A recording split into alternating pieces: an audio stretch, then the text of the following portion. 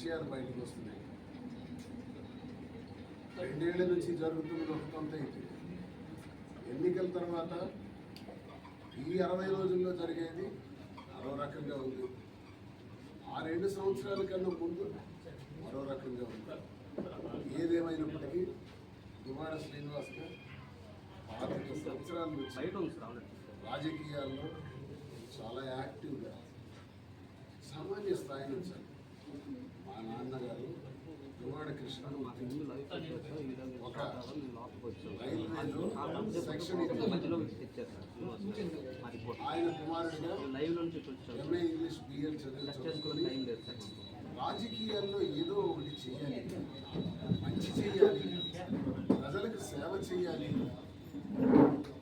24 గంటలు ప్రజలతోనే ఉండాలి అని నా వ్యక్తిగత విషయాలను కూడా పక్కన పెట్టి రాజకీయంగా ధ్యేయంగా ప్రజలతో మమేకం అవటమే నా తాలూకా జీవిత ధ్యేయంగా 25 ఏళ్ళు పనిచేశాను.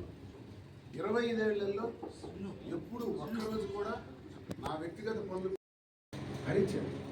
ఎప్పుడు ఈ ఇంటికి తాళం వేశారో ఇది బ్యాడ్ ఇంటెన్సిటీతో జరుగుతుంది, ఇందులో దురుద్దేశం ఉంది. నేను ఆ ఇంటికి వెళ్ళి మాత్రం ఏం చేస్తాను, అన్నీ డంబెల్ నా మీదే విసరాలని అనుకునే ప్రయత్నం చేసిన ఆమె దగ్గర టికెట్ ప్రకటించక ముందు 3 నెలలు వేరేగా ఒక గదిలో వెళ్ళి ఉండేవాడు. ఒక్కడి వేరేగా వెళ్ళి గదిలోకి వెళ్ళి తాళాలు వేసుకుని ఉండేవాడు. రాత్రి తాళం అయిపోతే రాత్రి నచ్చుతాడు. ఎందుకంటే ఏ రాత్రి ఏ ప్రమాదమైనా జరగచ్చు. అంటే ఆఖరికి జీవితం ఎలా వచ్చింది 30 ఏళ్ళ తర్వాత?